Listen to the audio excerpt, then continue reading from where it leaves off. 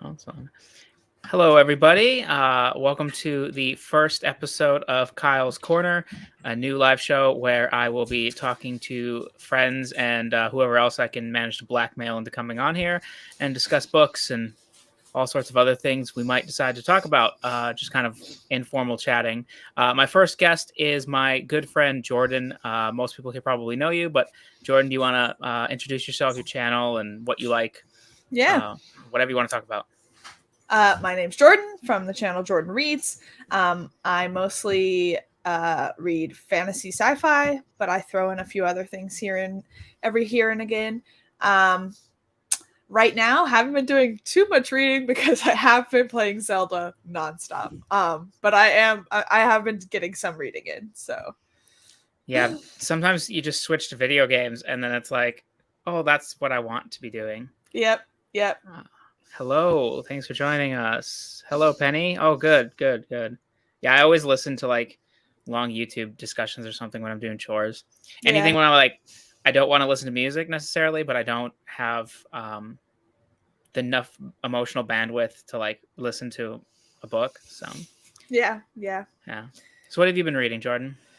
Right now, I just finished. Yesterday, I finished. Oh, perfect timing! I think my food just got here. Okay.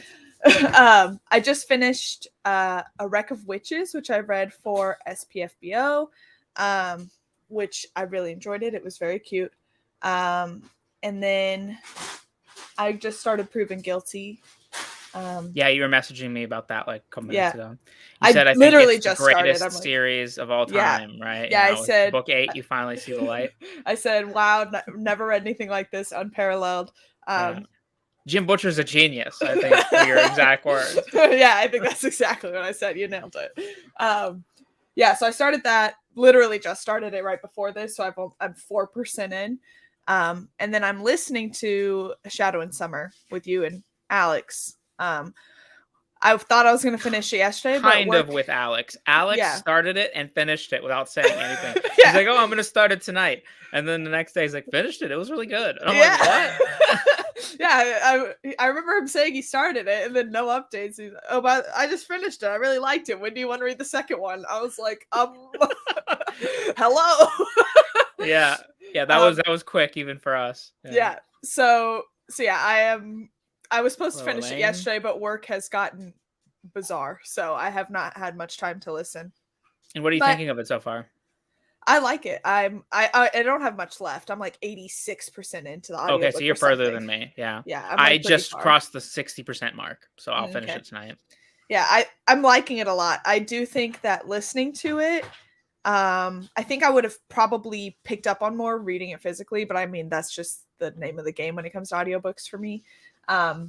But like I'm getting a good idea of the like bird's eye view of the plot, but a lot of the intricacies of the politics and stuff I'm having a harder time following, and also the names feel very similar when I'm listening to it. So some they have the little like I forget what they're called, but like the end of the name things, like quo and stuff like that. So yeah, it was difficult for me to get my bearings on audio, and then I just like switched to physical, and then I read like 30% of it, and I switched back to audio, and now I'm pretty good.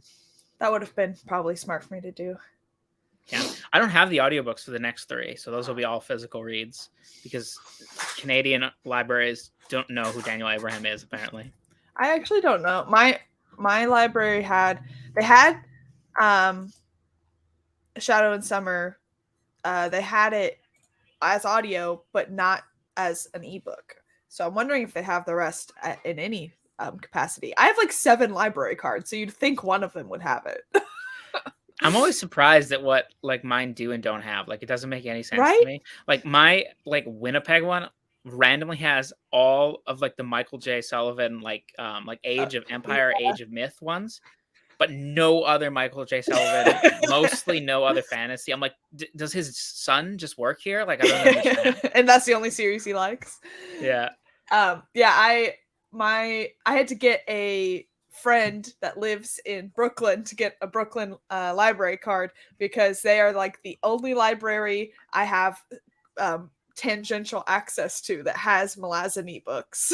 So I got my friend to get me a Brooklyn library card just so I could have the Malazan ebooks. I refuse.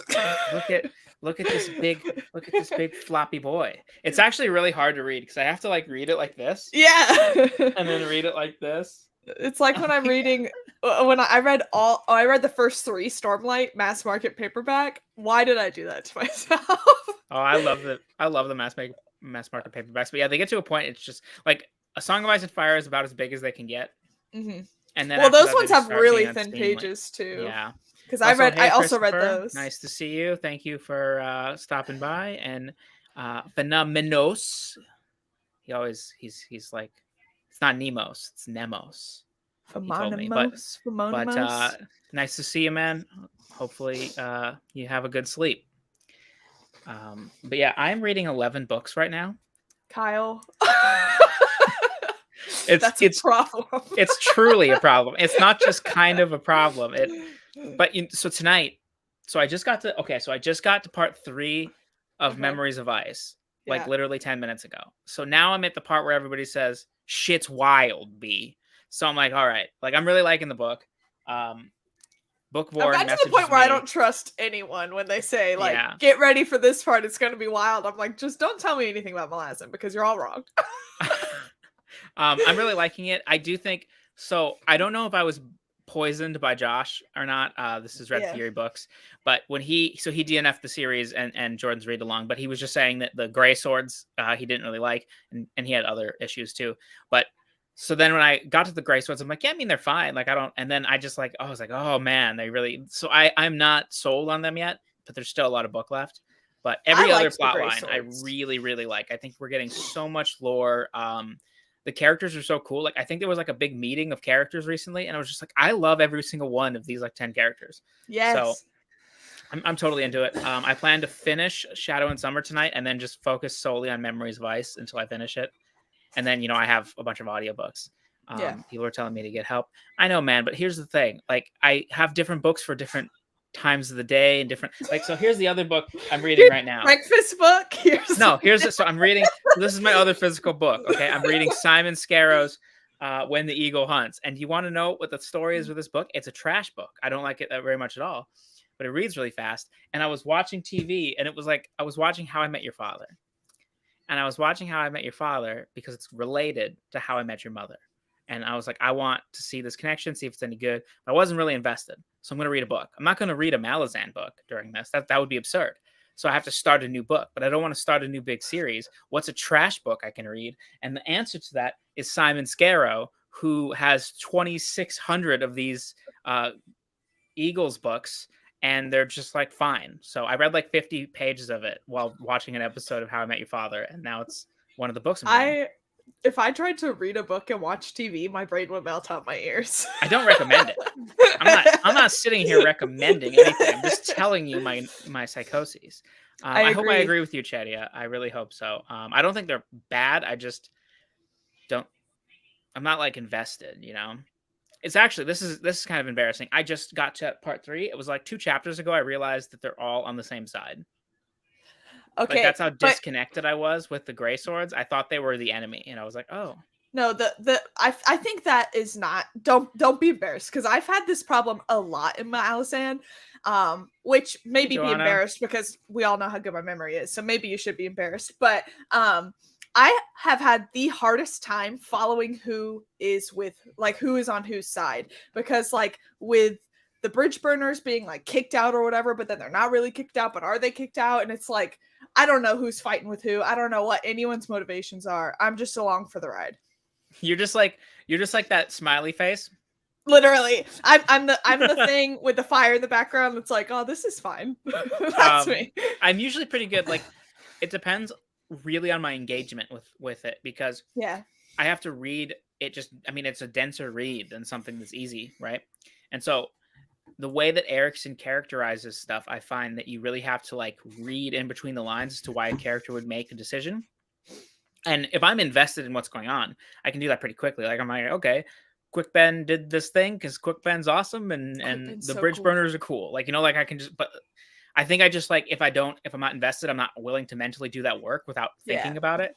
So I'm just like, okay, gray swords, and I just keep going. But yeah, I agree that one of the best parts of Memories of Ice is how much like lore and stuff we got, because first 2 books we got like nothing really. It was all just kind of like getting you used to the characters, and then the magic just like happened. But in this one you get so much of lore and like explanations of magic and explanations of like we got so much like cool magic with the Warrens and things like Yeah, that. I was just gonna say this is the first time I'm beginning to understand the Warrens. Yeah. And I'm like, all right, I kind of get this, especially with like what you learn at the end of Deadhouse Gates and stuff. Yeah. So Yeah.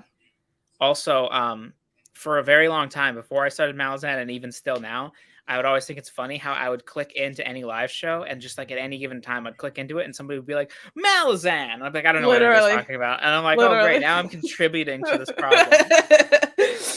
There's a certain few booktubers, if you know that will be Joanna, yeah. Joanna, Every time I open one of Joanna's Y reads, I don't open it during the titular question. It's everybody's always talking about Malazan. So. Yeah. But at least Same now I can understand what people are talking about. Yeah. Always, every time. Matt loves Malazan.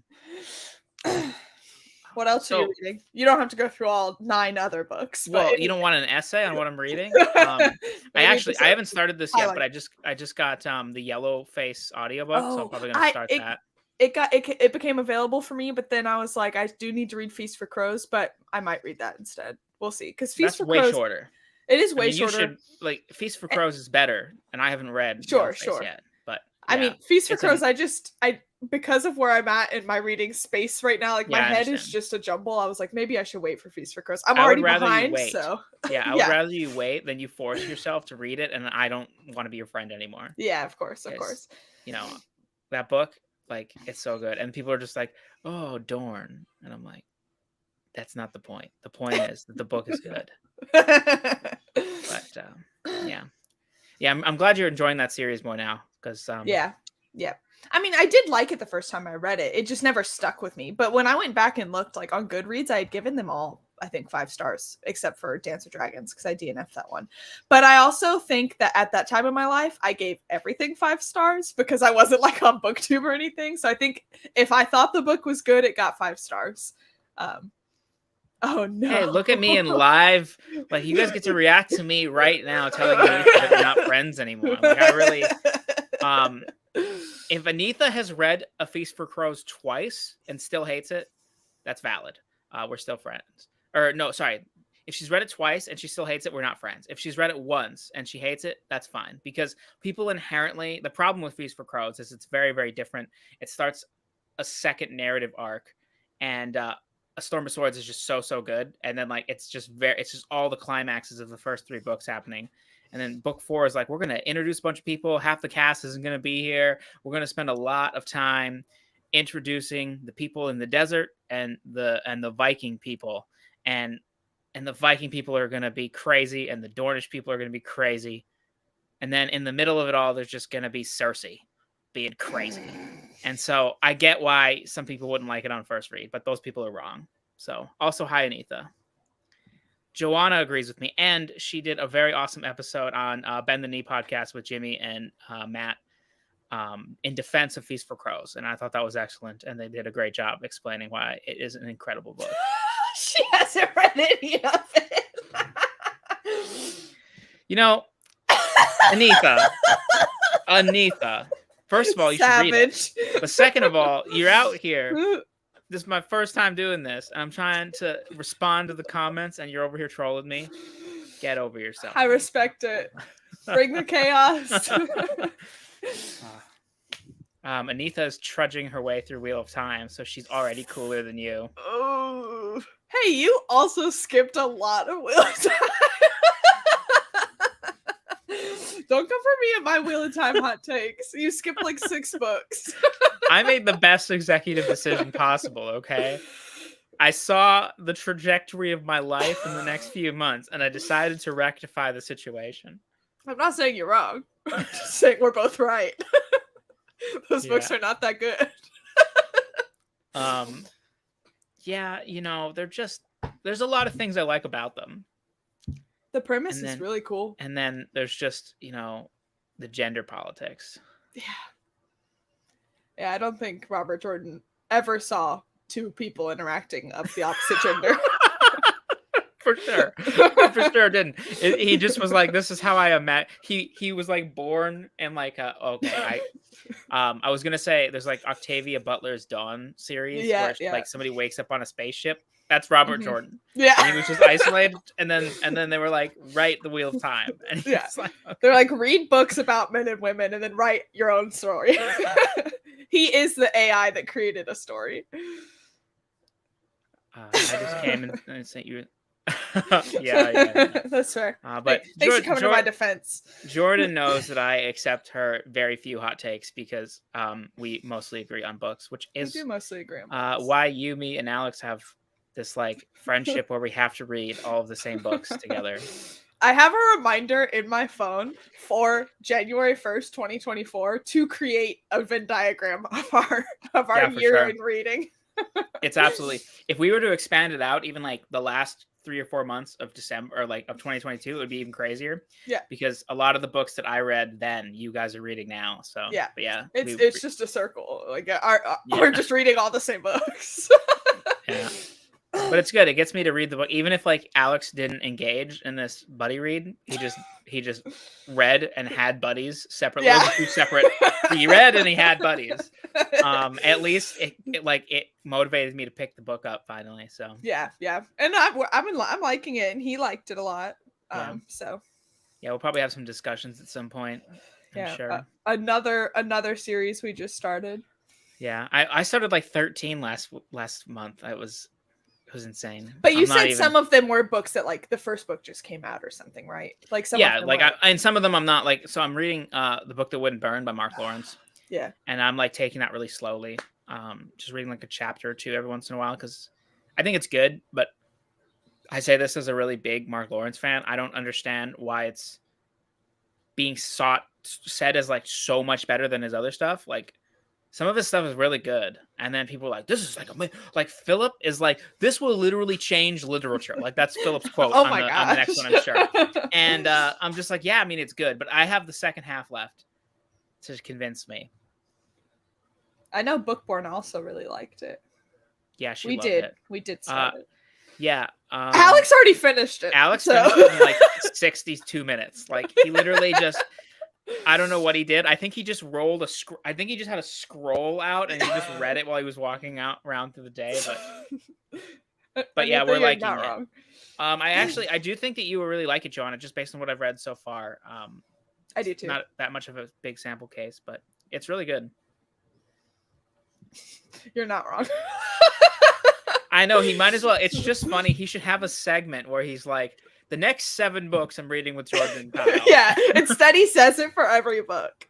I actually, the other day I was in Alex's patron chat and I went through our TBR, Iron Gold, A Shadow in Summer, Under Heaven, A Feast for Crows, and those were so we're buddy reading 4 books this month. Feast for Crows you guys already did, so I'm behind for that one. But also, Joanna, you can definitely join us, and we're all swarmed in series, so like if you can't get to it till July, I'm sure that will be okay. Like we can wait for you. We have to read 2 more Red Rising books in the next like month, so technically 3 if we're gonna start Lightbringer right away.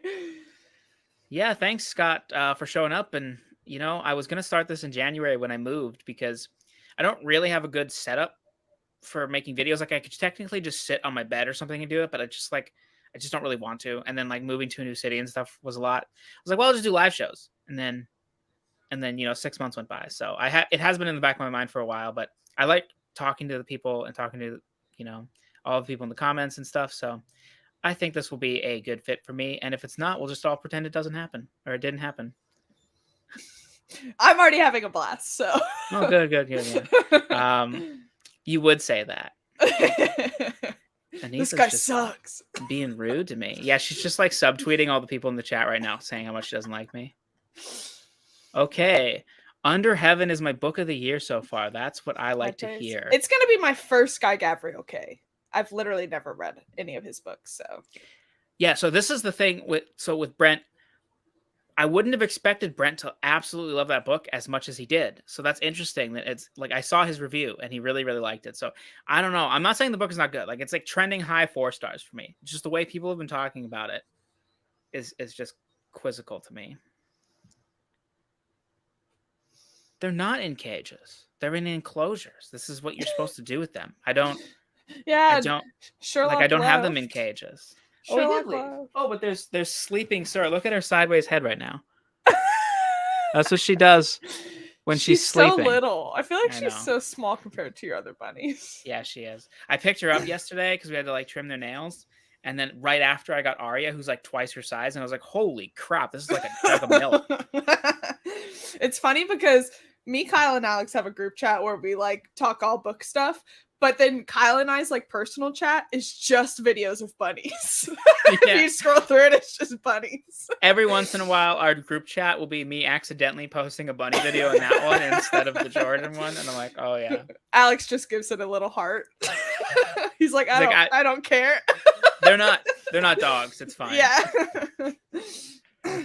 No, since I got rabbits, I find that I get a lot of people more interested in them because people just think they're just like blobs that sit there, but I'm like, they're not. They're so interesting and fun. I know they're not, but they feel like an exotic pet to have. Like it feels like so unreachable for me. Vets also think they're exotic pets. I believe you have to get a very specific vet, and all of their bills cost more money. So yeah, I used to have rats in high school, and you have to go to a very specific vet that will allow you to bring rats. And I had to get eye drops for one of my rats, and it cost me like $120. So yeah, it is so unbelievably expensive to have exotic pets. Also, Chadia, all of ours we trust to have around the house, but right now we don't have a lot of space, and the problem is these two fight with this one. So they can't all be out, or else it would be chaos. Otherwise, they would have free roam. So we have to keep them in enclosures, which makes me very sad because I love seeing them run around. But if you get a home soon, bunny house. Yeah, absolutely. Arya is a great name. Yes, my wife I gave my wife permission to name this one because I named the last two, and she came up with the name Sansa. So we were gonna name her Sansa. But then she would like jump really, really high onto this enclosure thing. And I'm like, that's like an Arya thing to do. So I ended up naming it anyway.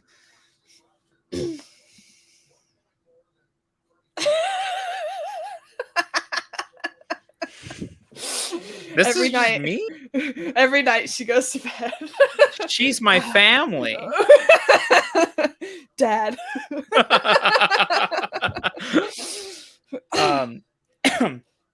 Another book I'm reading right now is Burn It Down by Maureen Ryan, which is all about how, it came out on Tuesday, and it's a nonfiction book. It's about how Hollywood treats people like trash. And it's been really, really insightful. And there's been a lot of good anecdotes. And there's literally a whole chapter on how terrible the set of Lost was. Like, it was just this terrible, terrible place. And I was just like, oh, this just gets fueled all the people who hate Lost now. But yeah, it's a very like tragic is maybe not the word, but it's like a very like somber read that all these people in power do these things to these like assistants and like junior writers, and especially with the writer's strike going on right now, it has like new relevance. Yeah. Because they all just want to be like treated better. So I work in theater, which is not Hollywood. We don't do movies, obviously, but I also have a lot of friends that like work in TV and film and stuff, and it's brutal. It's brutal. Yeah, I've heard the same thing. I mean, I'm sure it's like I have less knowledge than Hollywood because I'm very interested in Hollywood, so I read a lot about it. But I've also heard horror stories about the theater scene too. Yeah. So yeah, that's right. Just anywhere where people can abuse power, I guess that they find a way. Most places, probably. Yeah.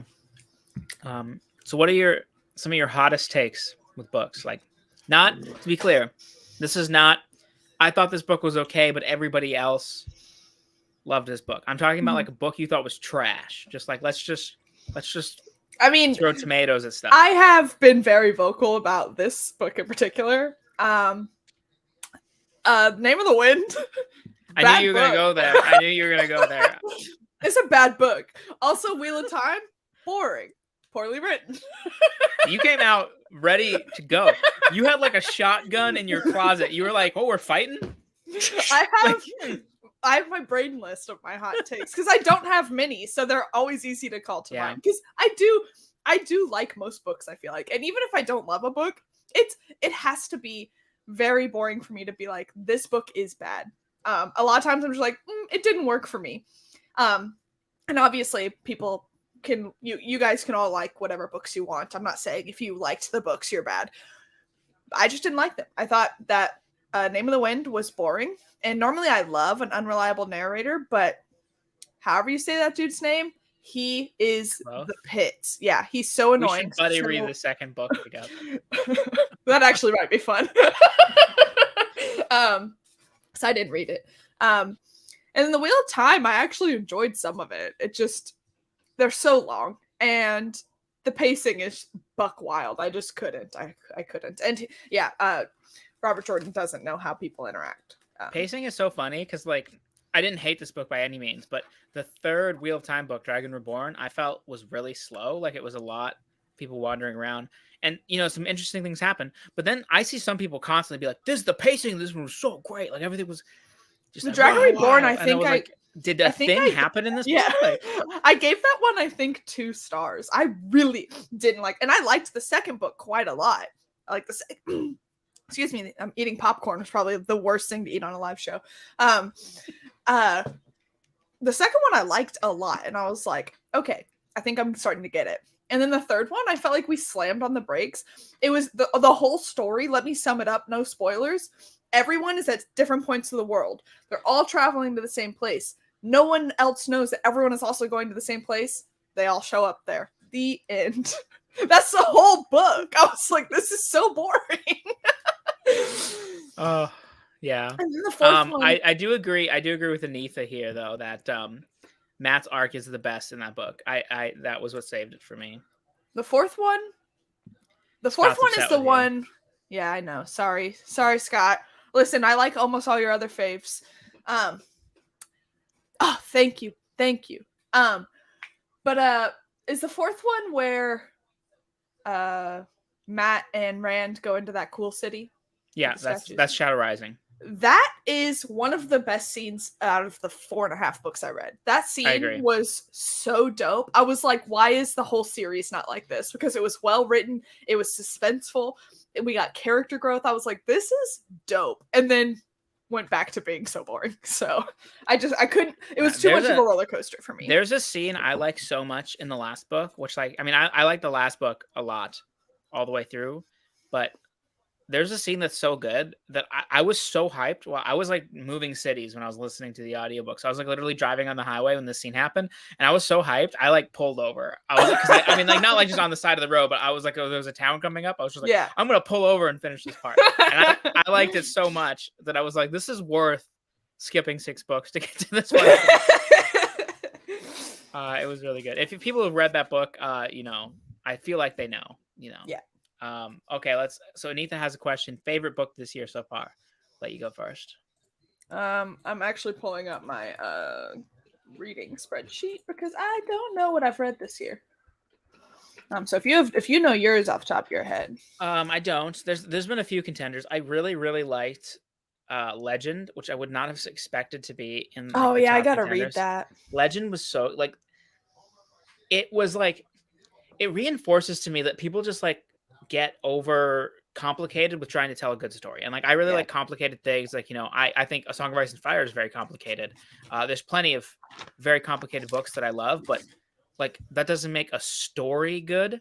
Like Legend is incredibly simple. And most of the things people say to each other or do in Legend are like pretty straightforward things, but it's like oh man, it just hit me. I didn't want to finish that book. I was like 50 pages from the end, and I would just like read 10 pages and then just like stare off into space and then read another 10 pages. I remember you messaging us because you and Alex read it together.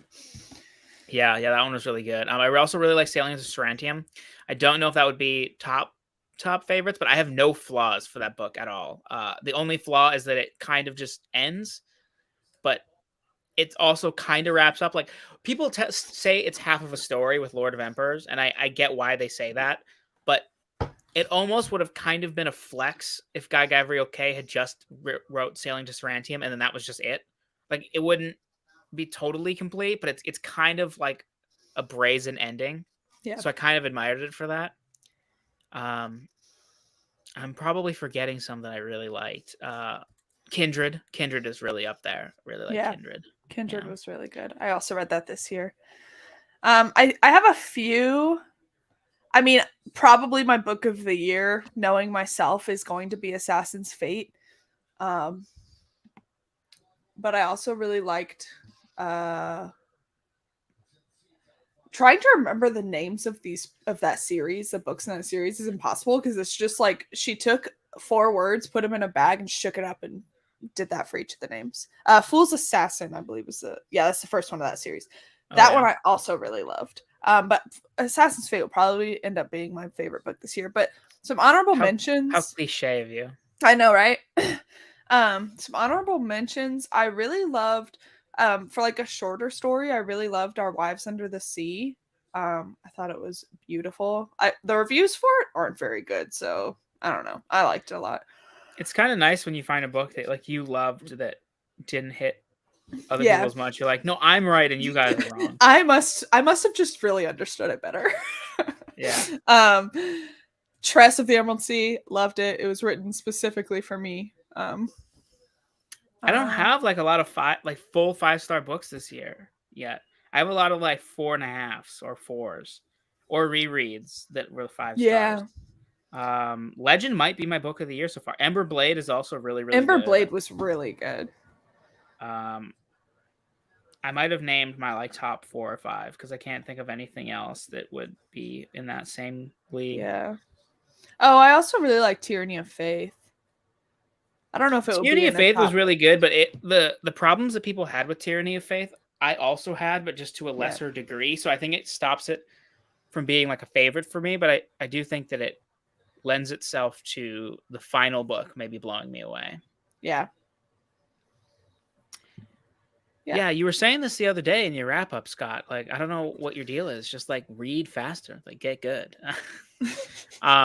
I wanted to start Lord of Emperors like right away, like in the beginning of June, because I liked Sailing to Sarantium so much.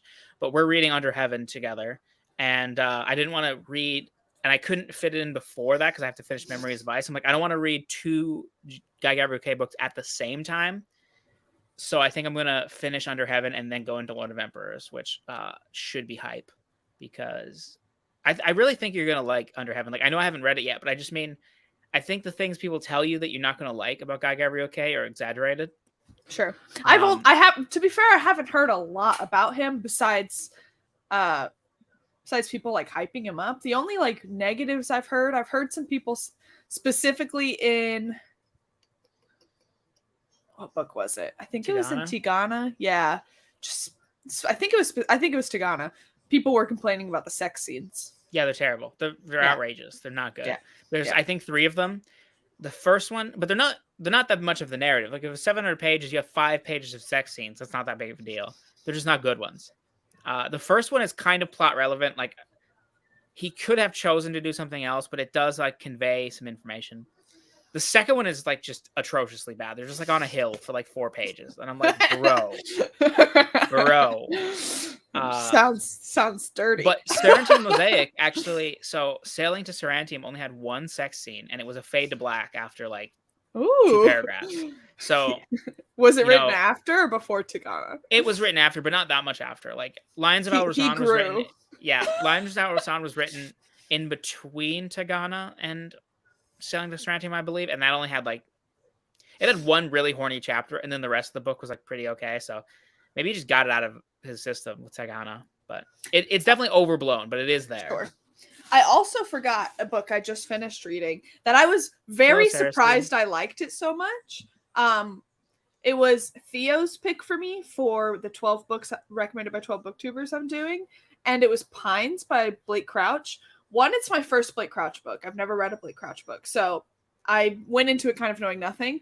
I didn't even know like the genre this book was, and it is like a thriller, and I don't read a lot of thrillers, so I don't have like a lot of comparison for like how it is compared to other thrillers, but I was thrilled by it. I was like on the edge of my seat throughout most of it. It went in directions I did not see coming. I really want to read those books. That's how Blake Crouch always is. His books are just like, I started Dark Matter and I think I read it like within a day. Like I took breaks, but I just was like, I gotta finish this book. And even like Recursion, which I find a lot of people like one or the other, whichever one they try first more. Not always, but Mhm. a lot of the time. And I did Recursion second. And even that book, I think the second half of that book is trash. I don't like it at all. I think it totally falls apart. But it was still so engaging that I still read the whole book in like 36 hours. Like Yeah. you just cannot stop the moving. Yeah. Also, Sarah C, I did not know this was happening until today. I knew it was happening vaguely sometime this week. So when I got the word out, I made sure you guys knew. But yeah, I know. I delayed until starting. Wow, you just like powered through this, Mindolin. How do you think it ranks in comparison to like other series? Because everybody else says it's mid, but you read the books really fast. So yeah, even Anita's surprised.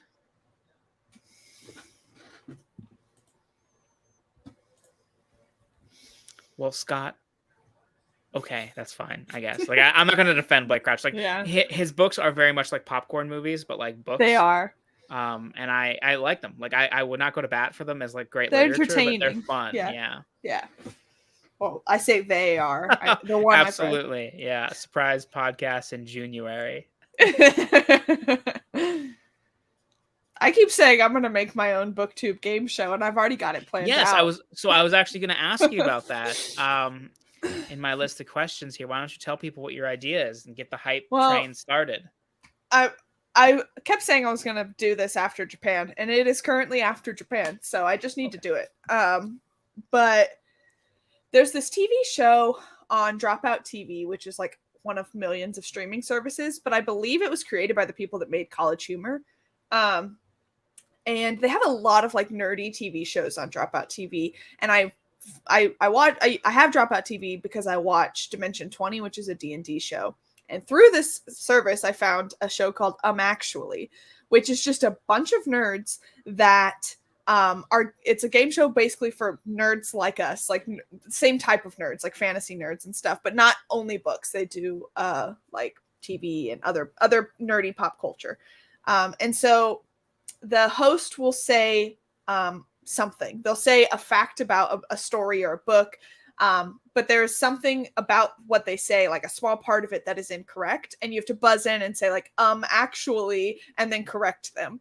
So one, perfect for BookTube because we're all nerds, but also everyone on BookTube loves correcting each other. So like I just think it's perfect for the BookTube space. So I'm gonna get it together. Yeah, I think you should definitely get it going. And Yeah, now that you've said it publicly, yeah, now I have to. Yeah, so. It's public knowledge.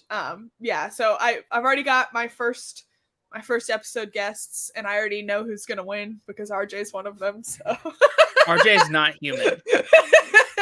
He lives in the land of the ice and snow, and he just learns. He's ahead of us. He's ahead of us, like in time zones, so he's just able to buzz in quicker. Mindolin actually plays this game, so he knows what you're talking about. I didn't know they had a tabletop game. That's really cool. I've already got a list of some questions. It's very hard to make bookish related questions because like you don't want it to be too hard to where nobody gets it, but you also want it to be difficult enough to where it's not like everyone knows right away. I have so much respect for Alan doing Book Jeopardy because it must be so hard. Alan's a wizard, and he comes up with most of those questions like day of, which is like actually bizarre. Ludicrous. I think he should win a prize for that because like day of, if you asked me to come up with Jeopardy questions, I would be like, what is the name of the first Wheel of Time? Yeah. I mean, like that's so I was writing these actually questions, and some of it is like I'm like, is this too hard? Because like I think I will also have to cater it to who's on the show because like I have to kind of see what everyone's. I think Alan does too.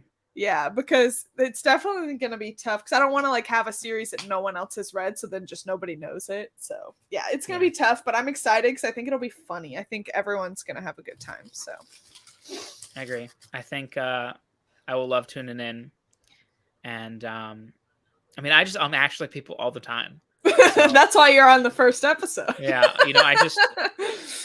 And I think it'll be funny with Alex too, because Alex is so polite. So Alex is the politest human being I've ever met. And you and I are like pathological politeness. Yeah. And you and I are not. So I think it'll be really fun to have Alex on there. Alex will be like, buzzer.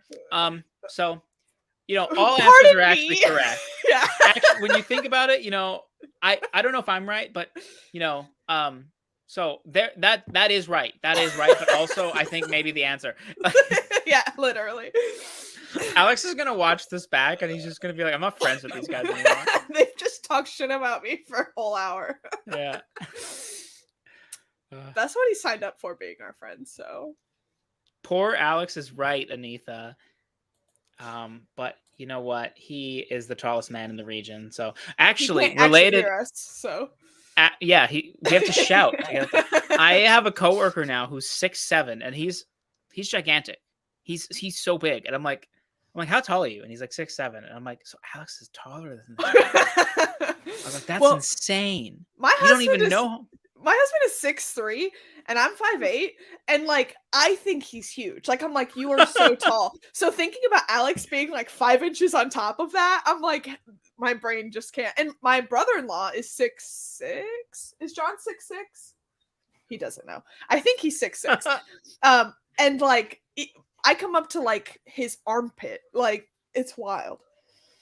Yeah. When we all meet Alex in person, we're gonna be like, hello. I don't even know if I want to, honestly. Too intimidating.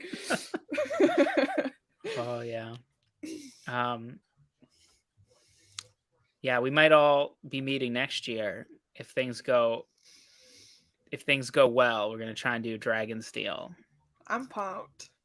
Yeah, I really want to do I it. was looking at the tickets for this year's, and Chris was walking by, and he was like, "You can't go to that," and I was like, I don't know what you're talking about." Is it that bad? Like, are you talking about like flights, or are you talking about like? Well, he was just like, that's gonna be really expensive, and I was like, I will save my money. Don't worry, that's why I want to go a year and a half. Yeah, put away $1 a day. Yeah, it'll be fine. Yeah. I'm pumped, especially with hopefully Stormlight 5 coming out. Ooh, now we gotta get Alex to freaking read Stormlight. Can you imagine if like we start planning like to all meet at this thing, and then he gets like book 2 and he's just like, I don't like him. I did Paladin's not cool. He has DNF'd Way of Kings before, but it was a long time ago. That was before he was the Alex we know. Yeah, that was before he was slightly more cool than he was. None of us are really that cool, but well, that is not true. You see right here, Anitha is cool. Okay, cool kid. I just meant the three of us. We're all dorks. Oh yeah. Yeah, I'm a giant nerd.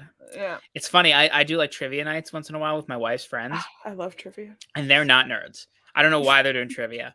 But there'll be like a nerdy question every once in a while. And then like they'll come to me for the nerdy answer, but then not trust my nerd credentials. And I just want to set them on fire. Like I don't understand. Like literally, okay, one of the questions was like the new Star Wars television show streaming on Disney Plus. I don't even watch it, and I know focused on a fan favorite character from the animated series Clone Wars. I put down Ahsoka immediately, and then my wife's friend asked me 3 times. She's like, "Are you sure that's the answer?" I'm like, "There's literally, I'm 100% sure. Like actually 100% sure. There's like, no way it's anything else. I'm a nerd." Yeah, I used to do trivia nights a lot, and we would always make my husband come with us. He doesn't like trivia. He's not a nerd, but he does know every single insubstantial fact about sports that exists. So we would make him be our sports guy.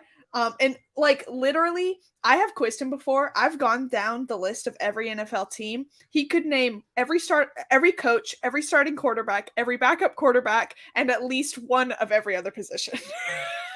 Yeah, so for this each is NFL team. This is the type of thing that I cite when people tell me they don't have good memories, because you've never told me anything about Chris's memory. But I am saying that a lot of people will say like, "Oh, I have a bad memory," and then they'll be like, "In 1962, the backup kicker on the secondary team of the Broncos," and I'm like, "Okay, so you have a good memory. It's just what you're just like, selective. You're not focusing it. Yeah." So, well, yeah. I always say I have bad memory, which I do, but I think it's because my brain space is completely taken up by song lyrics, because I know every word to hundreds of songs.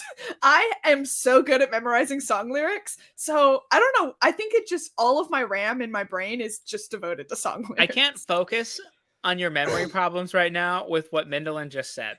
Is this a true story? Are you just making stuff up? Is this true? Because you're the wildest person, man. Like That you just have is pretty you just dope. have wild anecdotes. But back to your memory problems. This is all in your mind. This is not true at all. Yeah, You're self-defeating with the fact that you think you don't have a good it's memory. probably true. It's Yeah. probably true. I do remember some stuff. Just life events or day-to-day things. Can't remember it. Also, plots of books. Can't remember them. This is wild. Wrap-ups for me, impossible. Wrap-ups are really hard because you want to talk about stuff, but you don't want to talk too long about one book in relation to another book, and you also don't want to talk for like 2 hours. So Yeah. it's really hard in the moment to know the exact amount of information you want to say in a concise amount of time. Well, Bookborn just scripts all, like she writes out everything she's gonna say, which I know she doesn't like read off of it, but she does that to like get her brain in the right space. I have so much admiration for that. I could never. I really want to try doing that. I did that for my very first video because I tried it unscripted and I just was too nervous about talking in front of a camera. So I scripted that one and I actually like I just kept the camera rolling and I like read it like literally just like staring at it. So I had the influence of saying it, and then I turned and did it a second time and just had it off screen. But I haven't done it since then. I like if I'm doing a wrap up, I just open up my spreadsheet. But if I'm doing like a TBR, I just write the books on a list, and that's it. That's all the prep I do. Reviews, I do a little more prep. But yeah, I feel like if I started trying to script my videos, I would feel like it was work and I would not have any joy in doing Yeah, book 2. that's what I feel. And I also feel what Matt said, which is like it takes up so much extra time. And then like if I felt like doing it would make my videos like way better, then I would maybe think that's worthwhile time. But it might make me a little bit clearer. And I'm just like, I don't know if it's worth all that. But also like I think that some also people does essays. So yeah, she does. Different. Yeah, her videos are like very, very much, they're so well thought out. And like I think that there are certain like I go to her channel for that kind of stuff, and like there's certain people I go to for more like concise information, but then there's also some people I just watch for like they're fun to watch. So I strive to be the latter of the two. I'm not the one that's going to give you a beautiful book report. I'm just going to tell you what I thought. So I think there's a niche for everyone. Yeah, I think aspects of both are good, and like people don't always follow one person for one thing, or I mean they follow everybody for multiple reasons. Like I don't know if she'd want me to say this, but screw it. She didn't script her next video. And she was worried about it. She was like, "What if I'm too rambly?" And I'm like, "People are gonna be okay with it. Like you're just gonna talk like more like not fluently, but more like off the cusp. Yeah, and like people are gonna be okay with it. Like everything's gonna be okay." But, well, there's like certain like there's some booktubers I watch who like I don't even read the same books as. Like we don't read any of the same books. I just really like their vibe, and so I don't think you. That's mostly me and Alan. Like Alan, I read a couple of the books he read, but I'm just like I'll watch a review for a book I've never heard of. From Alan. So that's how I feel with Jess Owens. I feel like I don't read any of the same books she reads, but she's so freaking funny. Jess is hilarious. I'm like I watch like every of her videos, even though I like half time I don't. And also her book community videos are really informative. So I like those a lot. Yeah, that's very fair. That totally makes sense. Yeah, even just that like split seconds, like it would really make a difference, I think. Yeah. I really want to get into video essays, not as like, in depth as Bookborn does, because she's a bigger nerd than me and she likes statistics. She's so smart. Yeah. See, we have to layer in some good things because I commonly beak her on the internet, but I'm like, she's a good friend of mine, so I guess sometimes she's cool. But I do want to start making some video essays because I have some topics, and I'm like, listen, y'all. I believe it. Yeah, anybody who's met me for 2 minutes knows I have things to say. I've thought about doing some more like in-depth ones like that. I just feel like a lot of the time I run into the like, I don't know. I don't know if it's like a self-conscious thing or like some of it is the creativity side of it. Like what would even be an interesting video to do a video essay on? but also like I get very self-conscious. I get imposter syndrome so much in the booktube community, not for anyone's fault, just that's just the name of the game, I guess. But I feel like I would like I don't know. I would feel like I'm not smart enough to be doing this. Like somebody else could do it better. Which I know is just my brain talking, but Yeah, that's just imposter syndrome. None of us know what we're talking about, but that's very true. you We're all know, we making all have it our up. life experiences, and I don't like that argument anyway. Like like it's a frequent argument where like, you know, people be like, this book sucks or whatever, and then you Yeah, got that one person that's like, well, you couldn't write a book better. And I'm like, that's not how thoughts stupid. work. Yeah, Like, that doesn't work at all. So yes, I absolutely love Christopher's bloopers. But also, Christopher, I have to say, you sound very, very elegant and well thought out and well spoken when you do your videos. So I think that's just everybody, you I think know. everyone is just self-conscious about it. It's Yeah. hard to put yourself out The there. first 30 seconds of me filming are literally just chaos at any point. Like I know exactly what I want to say. I'm like, hey guys, well, Yep. Yep. Mine is always, I live in an apartment building, and my apartment is by the front door of my like area of the apartment building. So like I feel like every time I start filming, somebody walks in the front door and you can hear it. It's very loud. So I stop and then I'll start again, and then like the mailman will come and jingle the keys, and I'm like, okay. Or Buck will need water, whatever. My wife has continuously told me it's okay and it doesn't matter, and I know this, but I really don't like filming when my wife is in the next room. Same. like there's no, I'm not saying anything embarrassing. Like, she knows she'll watch the videos, that's all fine, but it's like I'm just aware that if I'm stumbling, I'm like, somebody's in the other room listening to me stumble over my words right now. I'm like, Yeah. I gotta wait till you're not home. And she's like, it's fine, like I don't care that you're stumbling over your words. I'm like, but I care. Chris will be like, I'm the same way. Chris will be in the other room and he's not even paying attention in the slightest, but I'm like, I can't film because you're here. And he's like, I literally don't read books. I don't care what you're saying right now. Like, I'm not going to listen to you filming your booktube video. And I'm like, still can't film. Sorry. Yeah. That's what she's, my wife knows some of the stuff I'm talking about, but she's just like, why? I'm not gonna we have listen. wildly different views on like how to discuss books, which is just like, she finished The Way of Kings and she was like, that book was good. I was like, I demand more information. And she's like, oh yeah, I like Kaladin now. And I'm like, no, I have to walk you through all of this stuff. And she's like, I don't know, like the book was good. And then once I got actually talking about it, she was like, yeah, actually this was cool. Like, she will like talk about stuff, but her first initial impression is like, yeah, good book. That's how I feel whenever anybody reads like one of my favorite books and I've recommended it to them, and then like they come back, they're like, I finished, and I'm like, where was the play-by-play? Yeah. Yeah, Theo's actually the worst for that. I should rename this, by the way. Kyle throws shots at his friends. That's what the name of this chat show should be.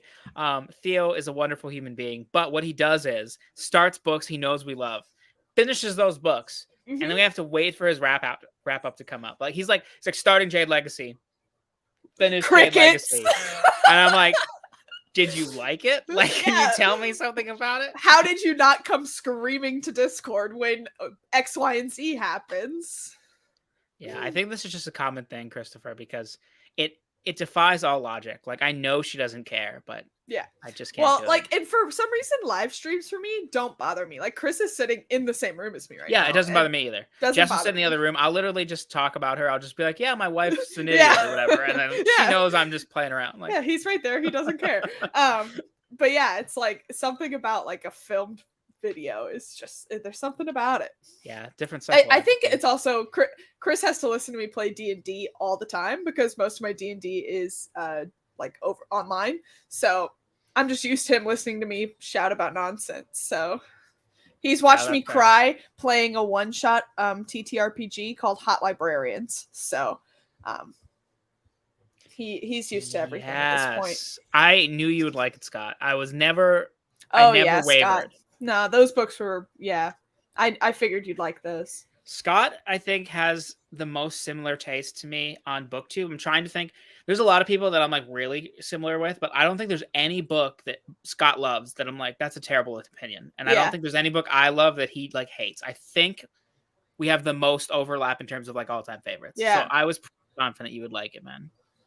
Yeah, Jade Legacy is, just thinking about it, sometimes I'll tear up. I gotta reread that series. Yeah, I reread Jade City and I really liked it, and I gotta continue on the next one. Yes, because my wife, if there's one thing she knows about me, it's that I am perfect. Mm-hmm. So And she's like, if I catch him being imperfect, divorce. It's so funny. So you're a little bit younger than me, but were you around when Dane Cook was popular? Like, was Yeah, that I'm only okay? a year younger than you. I thought you were like 3 years younger than me. No, I'm 28. Oh, Yeah, okay. me and Yeah, Alex are both 28, and you're our grandpa. for sure. Yeah. So he has that one joke where he's like, "Did they take the remotes? Did they take the batteries? They replaced the batteries with shitty half-ass batteries. I want to know, or I want a divorce." And my wife and I just find that so funny. So we constantly will like talk about like well, if we don't, I want a divorce. And so Yeah. I'll just like say that sometimes, like because you don't think it's like part of your like Yeah. joking lexicon. So I'll say that in other like situations, and then people will be like my mom was like, "Are you guys doing okay?" I'm like, "No, I'm just it's just I do it's the Dane exact Cook same thing. Like, thing. it doesn't matter." I did it at work recently, and my boss was like, "Is everything okay?" Because Chris and I work at the same place. Oh yeah. And I was talking about Chris doing something annoying, and I was just like, oh, "Gotta get a divorce." And my boss was like, And I was like, "I'm just kidding. We're not gonna get a divorce." See, to me, it's funny. I wouldn't say it around people that don't know me because to me, it's funny that everyone should know that I have a good relationship that's sturdy. So the joke is it would be absurd to get a divorce. Yeah. If you just said it around a random person that doesn't know you, then it would be like, oh, yeah. Serious? I am the anti-hipster. I go with the crowd always. Pete, I love Sanderson. I love Stephen King. I'm going to devote the next 6 months to reading only James Patterson books. So at work we just moved our offices are being renovated, so we were like in a temporary office. And since moving to this temporary office, I've had 2 coworkers give me books that I have no interest in. They just were like, oh, you read? Here. And so I had a James Patterson book and some romance novel that I wasn't interested in. Just like in my desk drawer. And so when we moved, I was like, I guess I need to donate these or something. Because like I opened the drawer and I was like, I forgot these exist. I've never read a James Patterson book in my life. I got one for my wife years ago, Zoo, because the new TV show had just came out and she was watching it and she liked it. So I got her the book and she read it and she's like, that was fine. And then she never thought about it again. And eventually I just donated it. But, you know, I've never read one myself. Yeah, I've never Pete, read one. You're my next guest just because you said that. It's gonna be just Ponderings of Pete from now on. You're gonna be my co-host. Carney Kyle's Corner with Ponderings of Pete. That was really hard to say. Yeah, that took you a second. You just like had to reboot in the middle. So what are some series you're looking forward to that you have not started? Good question. Let me pull up my huge list. So I'm in the middle of a few, but ones I'm excited to finish. I'm really excited to finish The Expanse. I have a little bit to go with that one still. I'm excited to finish the Dandelion Dynasty one day, but I've promised I'll read Speaking Bones physically, so who knows when that'll happen, because it's like 4 million pages. Better than all the things you're reading, but okay. Sure. Well, stop planning buddy reads then. And by buddy reads, I mean stop saying you'll read a book in front of me, because then I'll just read it. I am excited to start the Winnowing Flame series. I really want to start the Vorkosigan saga. Yeah, I think I'm going to start with her fantasy, but I do want to read Vorkosigan. I've heard they're all so good. Yeah. Eventually I'm going to start Dark Tower again. I'm not restarting. I'm going to start at Wastelands because I remember most of the first 2. Yeah, I think that's fair. And I actually really like the drawing of the 3. The Wastelands. Yeah, that book is wild. Also, boring. Scott is like Alex in the sense that he's very nice. Yeah. But the difference with Scott is that he will be nice but say mean things. Yeah. And it's really great. Like, this is really funny. But then also there was one time that he said about the narrator for Live Ships, he's like, Anne Flotsky really missed her calling in life by doing anything else. What's funny is I read physically all of the Fit series, and I did audiobook for for Live Ship and for Rain Wild Chronicles. So I have only listened to her audiobooks in The Realm of the Elderlings, and I still loved Live Ships so much. Yeah, there were She parts grew on me by the end. There were parts of Mad Ship, like I was just not making enough progress, and I really wanted to get back into the story. So I listened to like maybe 15-20% of that on audio, and I hated it, but I still liked the book. Yeah. But like that narrator, she's like, Althea. And I'm like, this is literally killing me. Pete, you're correct. That's literally it. Both of them were dudes who were like, my wife liked this book. Here you go. And I was like, I can't tell if there is some sexism going on here because we're both women or what. But Yeah. I'm not interested in this book. The only person who like frequently gets me books besides my wife is my sister, and my sister is pretentious. Oh, you told me.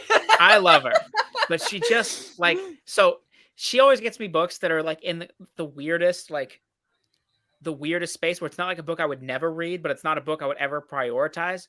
And she does put thought into it. So it's not like I'm just like, oh, this is trash. But like the last time she got me The History of the Hudson Bay Company.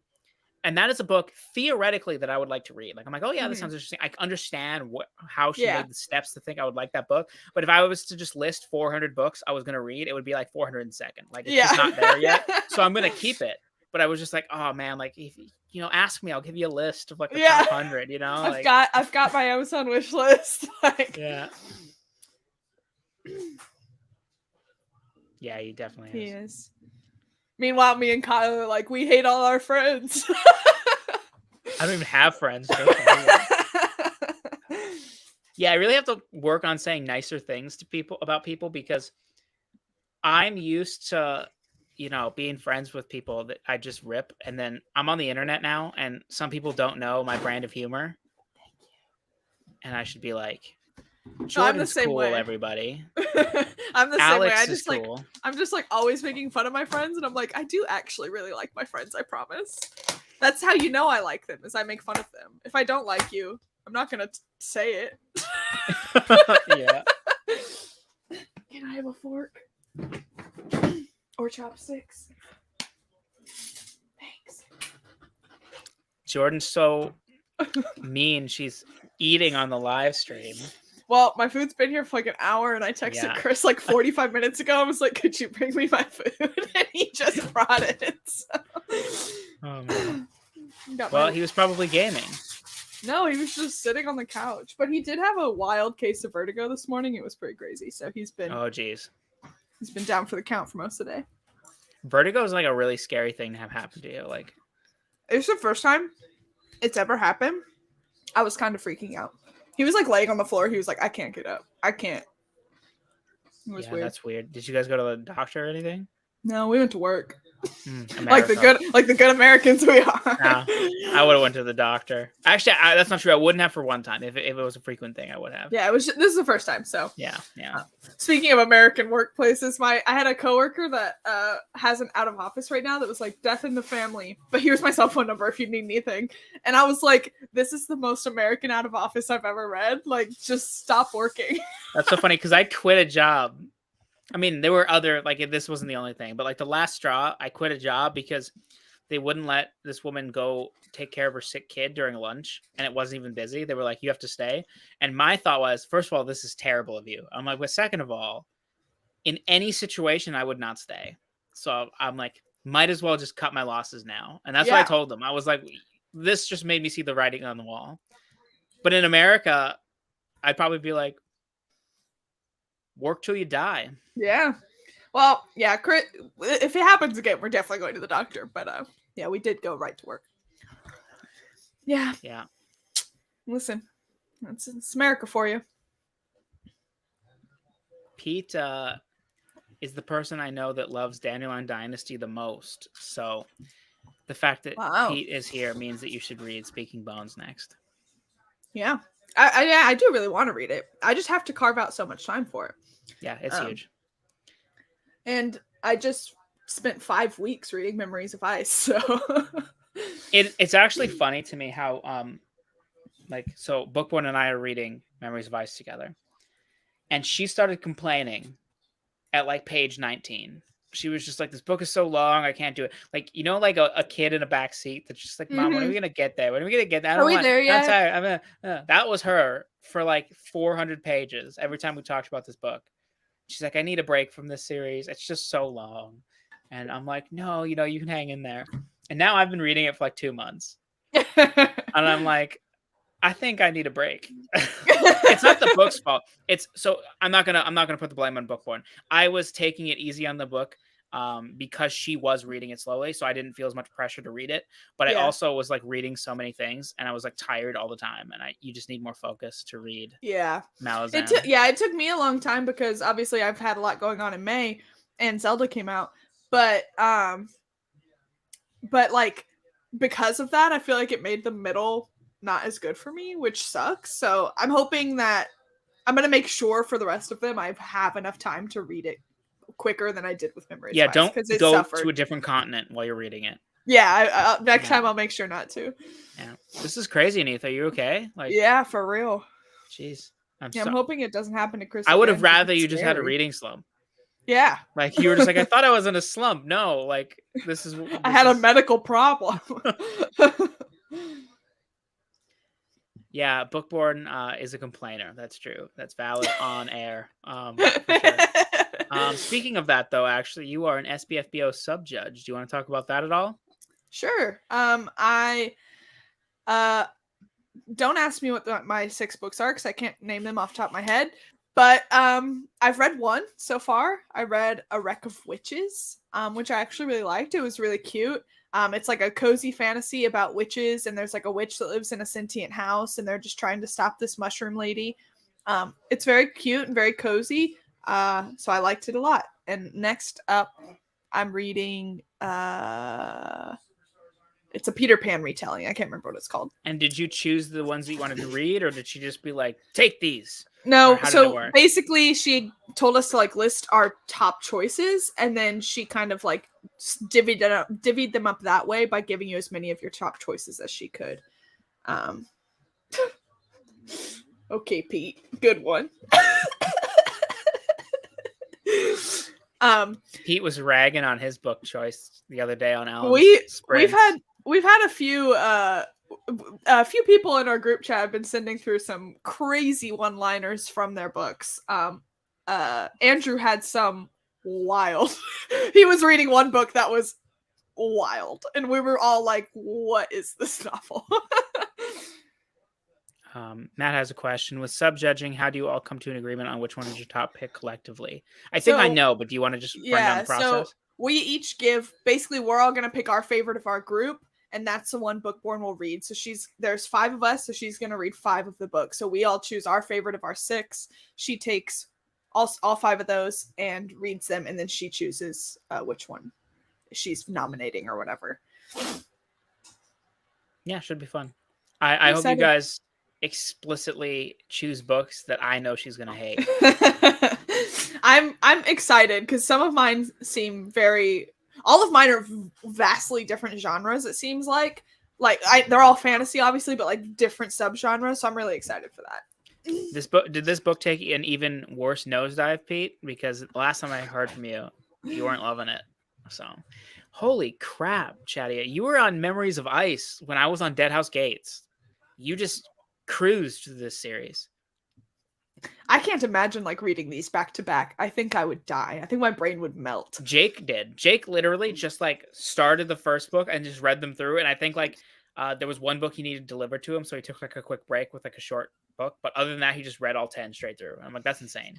That's how I used to read books. Me too. Prior to BookTube, I would just like read a whole series. So for most series that I read prior to BookTube, I could not tell you like the difference between the books because it's all just like one story in my head.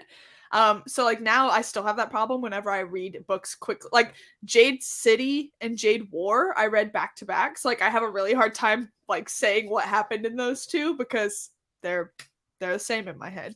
It's one Even story. when I used to binge books, so it would depend on the series because like some series like Jade War and Jade City, there's a very big split as to what the story's about. so There that's is. easier for me. But like I read a bunch of the like Saxon storybooks in a row, Mm-hmm. and I can tell you what happens in 1, 2, 3, 6, and like 11, 12, 13. The rest of the series blends together for me. So like it's just because it's like, oh yeah, they're still fighting the Danes. One Malazan book alongside Realm of the Elderlings. Oh my god. Scott The, is a em- machine. the emotional turmoil you must have been going through. Also, I Why feel did like I couldn't do that because I would compare them constantly. Yeah. Does that really influence you, like what you're reading around something, do you think? Yeah, for sure. That's why if I like really, really love a book, I try to pick a different genre book next. Because I always get scared that I'll not like a book because of the influence of another book. Yeah, so Makes choosing my books kind of hard, but there's what I would call just right now, there's like overt influence and like kind of subtle influence. I'm definitely subtly influenced by what I've read yeah. previously. Like there's like you never read a book in a vacuum. So like I'm aware reading Memories of Ice that like the past 5 or 10 books that I've read are somehow influencing how I'm feeling Yeah. about it in some way or another. But I don't think there's ever been a time that I can think of where I overtly was like, I'm not enjoying Memories of Ice because I was reading this other thing and that was more X. I think for me it's mostly prose that will be like if I'm reading a book with really good prose and then I go to a book that has not as good prose, it can make that book feel way worse to me. Whereas that can happen, I suppose, if I picked it up not next to a book that had I feel like prose is the one that influences me the most that way. But yeah.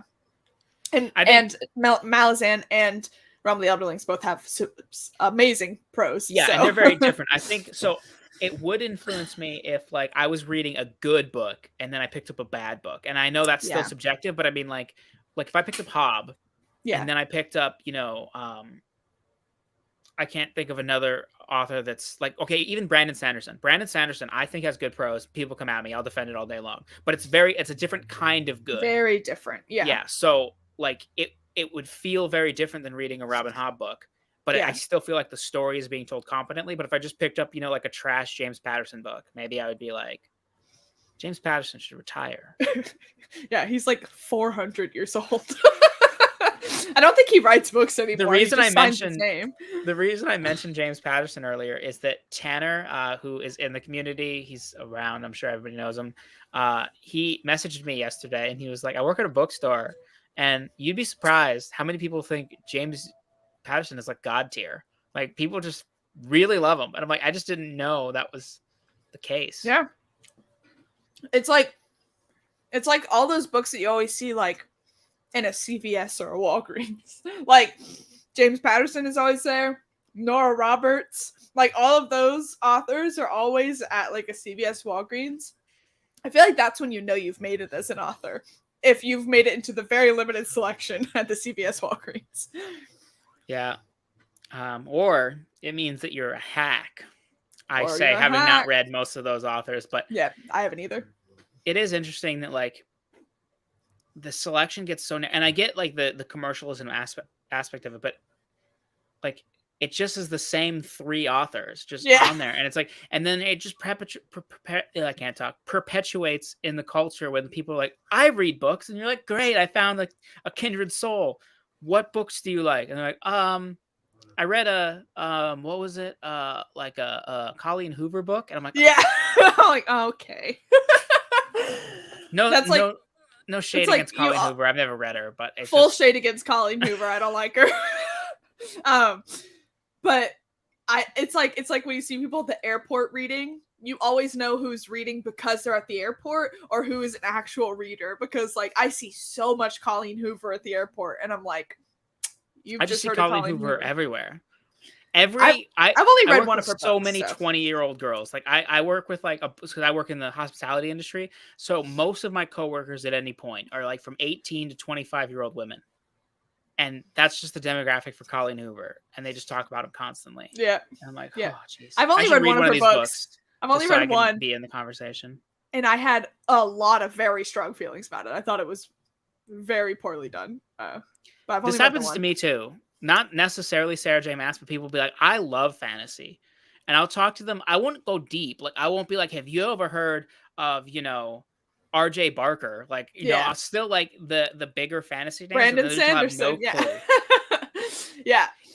Yeah. Sarah J. Maas is I feel like she's a different niche area of fantasy. So like I feel like fantasy is such a broad thing that like going up to somebody being like, I read fantasy, they could be reading completely different books than you. So, and I also feel like BookTube as a whole is very niche. So like the books that we're all reading frequently are not what normal people are reading frequently. I totally agree. Also, Chatty, like, it's totally cool that you read Nora Roberts. I don't have any problem with any of these like more No, commercial not at authors all. at all. Except they Colleen get a lot Hoover. of people to read. It's the thing I have a problem with is just that, like, the industry has seemingly shrunk so much, and I know it hasn't. Like, book sales are actually up, but the perception in brick and mortar stores is that it's less because sales are less inside the stores. But then that becomes a self-perpetuating cycle because they only sell the same 9 authors. So the only people buying those books are the people who like those 9 authors. Yeah. Whereas, like, I don't know what the solution is because they can't just turn back and have hundreds of authors. But I just wish there was a way to encourage more variety in people's reading, like, beyond just like, hey, check out this book.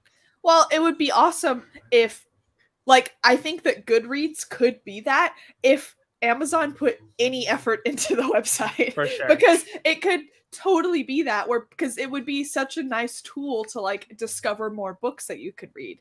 But that Goodreads is like a website from 2005, so. And it has not had a single update since then. No. I take offense at this, Anita. I am not a snob. I am the anti-snob. I just want people to read. I just want the people making the decisions. No. That's you. That's what you're saying. I want people, when they're in the head offices of Walmart and they're unveiling their June 2023 calendar year, instead of 7 Colleen Hoover books, just put 4 and use those other 3 books to pick out some new authors. Give people a chance. That's all I'm saying. Yeah. Colleen Hoover has a huge fan base for a reason, so people are liking her. She came out of nowhere too. Like, she really did. But yeah, I've only read It Ends With Us, and I felt like it had a lot of problems that I did not like. So yeah, my wife is gonna read one soon. She's like, I want to see what this Colleen Hoover thing's all about. And I'm like, you're gonna hate this. She DNF'd Outlander, and I feel like, and I don't know for sure, but I feel like it's gonna be the overlap of people who love Outlander and love these books. It's a circle. Yeah. Literally, Scott. Absolutely. This is so true. There's a booktuber, what's her channel called? Chandler Ainsley? I think that's her channel. That's a good name. Yeah.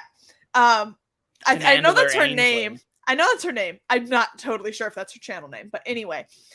She's done a bunch of videos. She reads mostly romance, but she does a bunch of videos where she will go onto Goodreads onto like her favorite books and read the top 5 books that Goodreads recommends she read because she liked that book. And it's always a hoot because sometimes she loves them and sometimes she's like, this has nothing to do with the other book I just read. That's awesome. If you find her channel name, just like send me a link because that sounds interesting. I wanna check that out. I had in 2019 or so, something like that, I tried to give myself like challenges each year before I found this community, and I just had an overwhelming TBR all the time.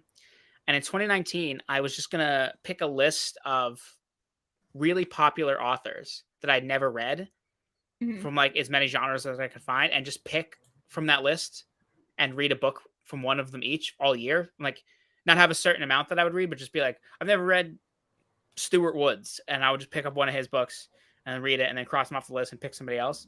And like people that I was pretty sure I wouldn't like, but just so I like, even like Danielle Steele, like anybody like that sell 1,000 books a day, or I would just be like, and I just didn't do that because I didn't want to. But I literally like I wrote down the list and then I never bought one of those books.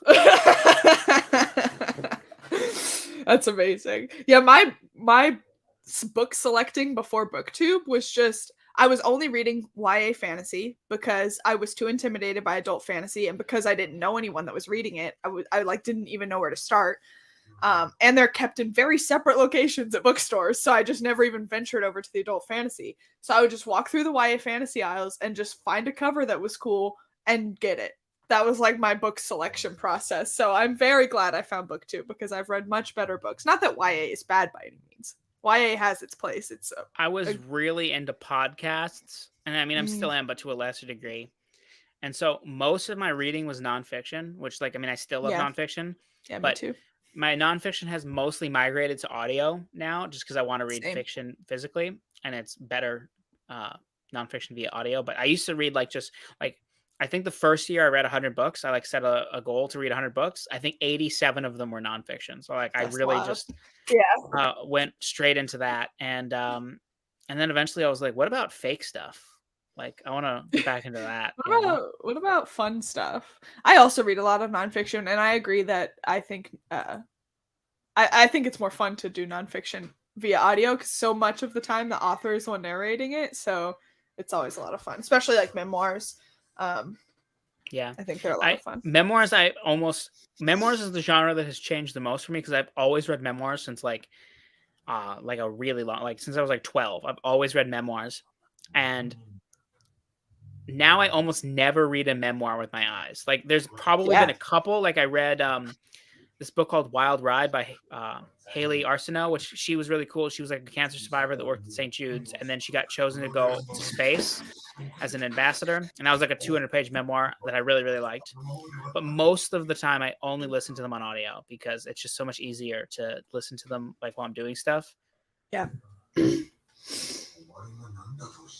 Also, Chris is playing Ghost of Tsushima right now, so if you can hear it, that's what that is. I turned the gain down on my mic, but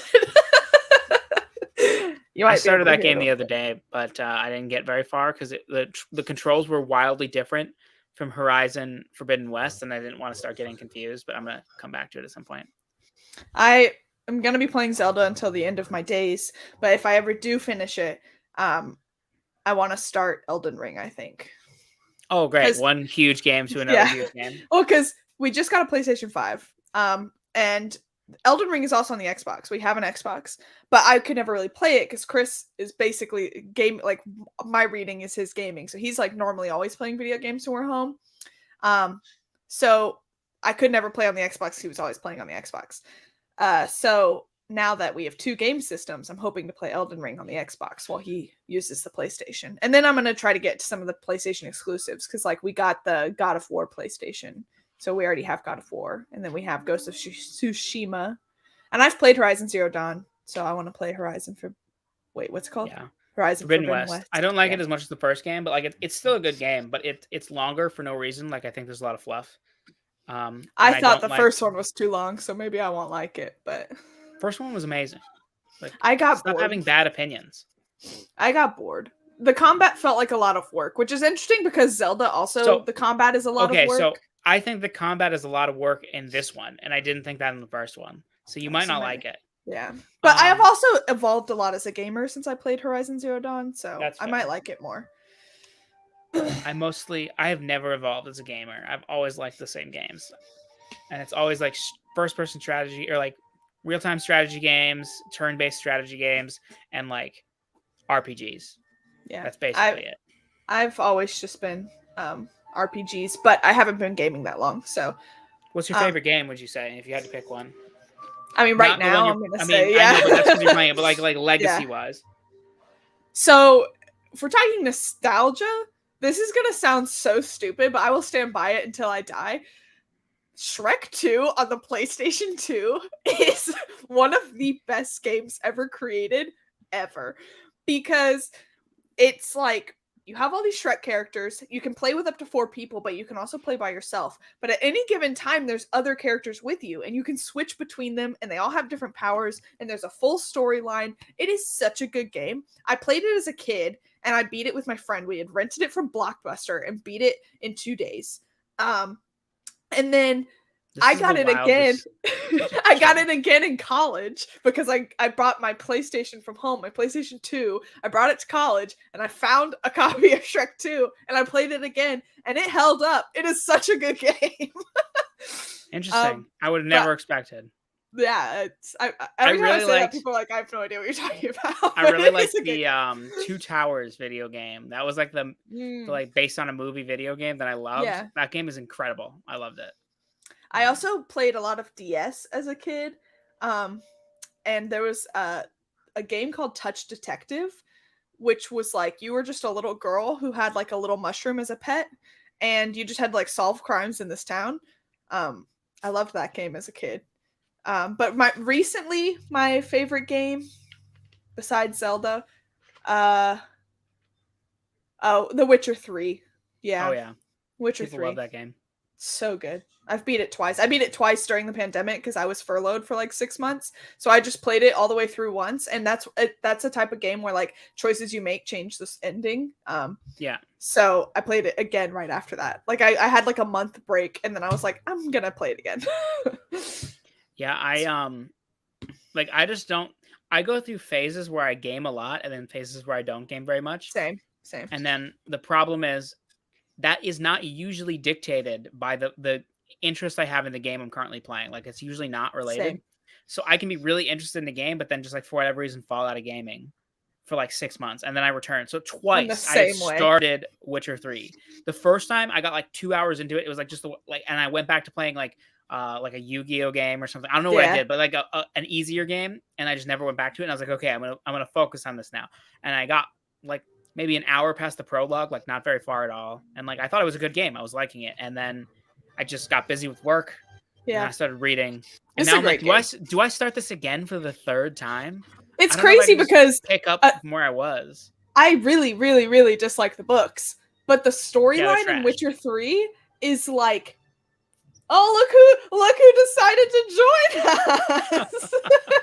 Alex, you have to go back and never watch the rest of this because we were very nice to you the whole time. Yeah, we were so kind. We've never nice said anything but nice things to say.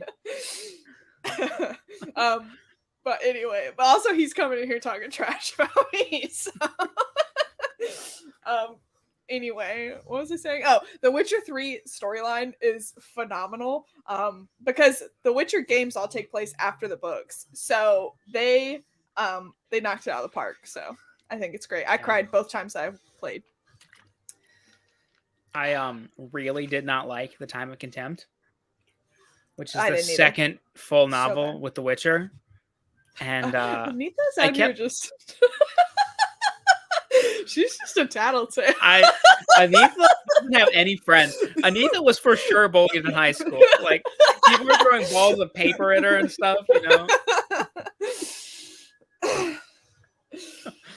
We only said nice things.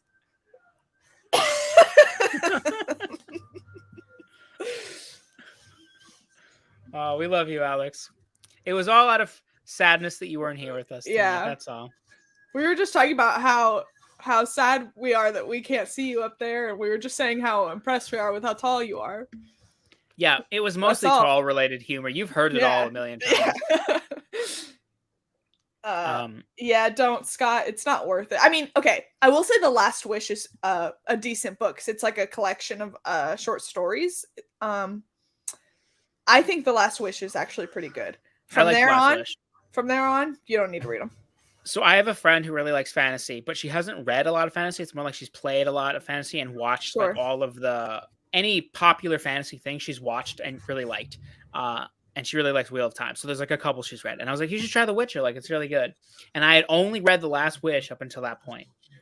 And I really liked The Last Wish. And she didn't know that there were short stories. She just went off like whatever, like Goodreads told her or something. So she started the first book and she's like, yeah, you know, I'm not really feeling it. Like, it's kind of confusing and doesn't make any sense. Like, I feel like I missed a book or something.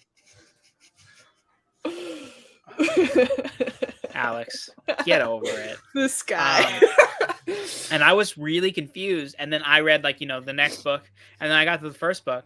And I think Blood of Elves is fundamentally not a real book because I don't understand what he was trying to do with it, because on the one hand, it treats this certain reveal as if it's a real reveal, like you don't know the answer to within the book, but you learned about this in the short stories. So the book is treating it as if you have not read the short stories, and like the whole emotional crux of the book is this revelation that this person tells another character, but you already know it from the short stories. But then it doesn't introduce any other concepts, and it's like you have to have read the short stories to know what we're talking about here. So I'm like, so you want us to read the short stories or don't you, man? There was one of them, I think it might have been Time of Contempt. There was one, maybe not. There was one that I was really enjoying. I was like, okay, we're finally getting into a book I'm really liking. And then like 3/4 of the way through, there was this one thing that happened that was so disgusting to me that I think was this is like, Time of Contempt. Is this the end with Siri? Yes. Yes. It was Time of, so that's why I DNF'd the disgusting series. I was like, this is so out of left field. I was like, I can't read this. I was like, I this finished is very, very Why disruptive. did I do that? Yeah. Yep. I agree entirely. It was so bad. The Witcher's interesting because so many people like it, and then I feel like in our little corner of BookTube, most people I know don't like it. And I'm like, it's weird how that's the one series we all agree on. Yeah. Because it's objectively bad. It's just bad. And it's wild because I think the TV show, at least in my opinion, I think it's a lot of fun to watch. And it's based on the books. So they're pulling out the good parts, I guess. And then the games are phenomenal. So it's just Mr. Sapkowski himself who is ruining the story. I really wish that I was Polish and I could read it in the original language, because I think a lot of it is a translation issue. I would believe that. Yeah. Good question, Alex. Because they did my man dirty. Lauren Hirschich, the showrunner, is terrible. I don't know how to say her last name. They did my man dirty. Yeah. I'm so mad about it. Henry Cavill has, I think, nerd street cred to last him for the rest of his life. He also he's a certified nerd. He is such a nerd. Yeah. He builds Warhammer he paints Warhammer figurines. Like he he knows all sorts of Warhammer lore and stuff. He also one of the reasons he didn't want to do Witcher anymore is because he's so invested in the story of The Witcher, and the show wasn't following it close enough. Yeah. He was like, I want to play Geralt how Geralt really is. Yeah, which is crazy. And I respect that, because I feel like you get a lot of times the actors just want the role more than they want. Yeah. And I get it. Like, that's their livelihood. That's their job. Yeah. But at the other hand, it's nice for somebody to care. Yeah. You get the guy who played Stannis on Game of Thrones, who, if I was ever going to mail, just a big turd to somebody, it would be because now I got to look up who played Stannis.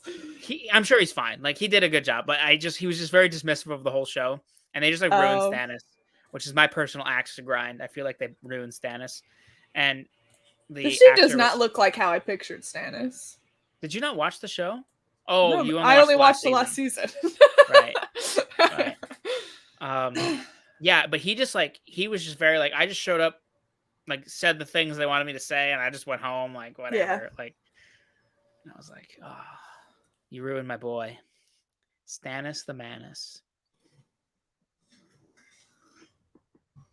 So now that you have become a Song of Ice and Fire fan, are you going to watch the show? Well, you've put a lot of shows on my docket. So I'm currently watching Ted Lasso. And then I've convinced Chris that, because he's been pushing me, he watched all of Ted Lasso in 3 days. So he was pushing me to watch it, because he likes to binge a show and then watch it with me at my speed.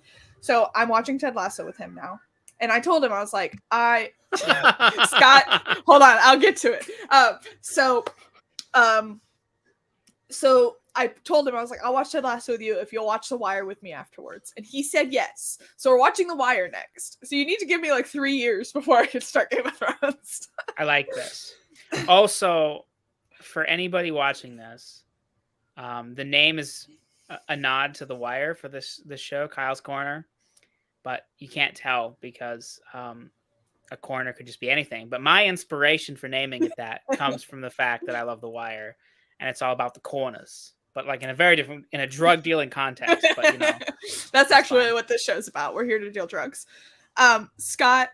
So basically, long story short, I had made a new group of friends, and they were like, every Sunday we're going to be watching the last season of Game of Thrones. Do you guys want to join? And Chris had watched most of Game of Thrones, so we were like, yeah, because I had just moved to New Jersey. I didn't have a lot of friends, so I was like, yeah, absolutely, we'll come. But I was like, there is no way I'll be able to catch up on this TV show in time. So I read all the books before going and starting the last season. Didn't need to do that because the last season has nothing to do with anything. But so I have only watched the last season. One day I'll watch the rest of it. The worst part. Yeah. I was like, guys, why is everyone hyping this show up? It sucks. It's like, I can't see anything. Good night, Chadia. Thanks for joining us. Good night. Have a good sleep. Yeah, you should watch The Wire. Based on what you've told me from Chris, I don't know if he'll like The Wire. So if he doesn't like it, just watch it without him.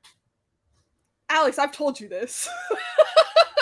Alex for sure knew this. There's no way he definitely knew it because I've definitely talked about it. Yeah. But isn't The Wire like a gangster show or something? I mean, that's reductionist. How far into this do you want me to get? Like, no. Because I still have to watch the video you sent that I said I'd watch the other night. Because I said, have you ever watched The Wire? And he said, isn't it just like the American Sopranos or like the not Italian Sopranos? No, it is not. Alex actually never seen. I've only seen a selection of the Star Wars movies. I've seen 1, 2, maybe 3, and then I've seen all the new ones. What chaos of a life you live. The thing is I don't like watching movies that much, or I don't mind movies as much. I don't like watching TV that much. So I have a very hard time sticking to it. And if like movies I watch on repeat are not Disney Star Wars movies, just Disney movies. Like my wife is the same way. When I need to go to sleep and I can't fall asleep, I'll turn on Encanto and just fast forward to the end because it makes me cry, and then my eyes are tired and I can go to sleep. I love how much the crowd is turned against you. It's okay. My brother-in-law's a movie critic, so I hear it constantly. So real quick, just to prep you, and more specifically so you can prep Chris, The Wire, each show builds on a foundation of Baltimore, but it carries on the previous storylines. So it's about the city of Baltimore. So the first season is the cops and the drug dealers they're trying to catch, and you get both sides. And then the second season, which is the more contentious season, shifts gears a lot because it deals primarily with white-collar crime and the dock workers. And so it shifts from like these gang members mostly to like an entirely like different type, like stevedores and like people like that.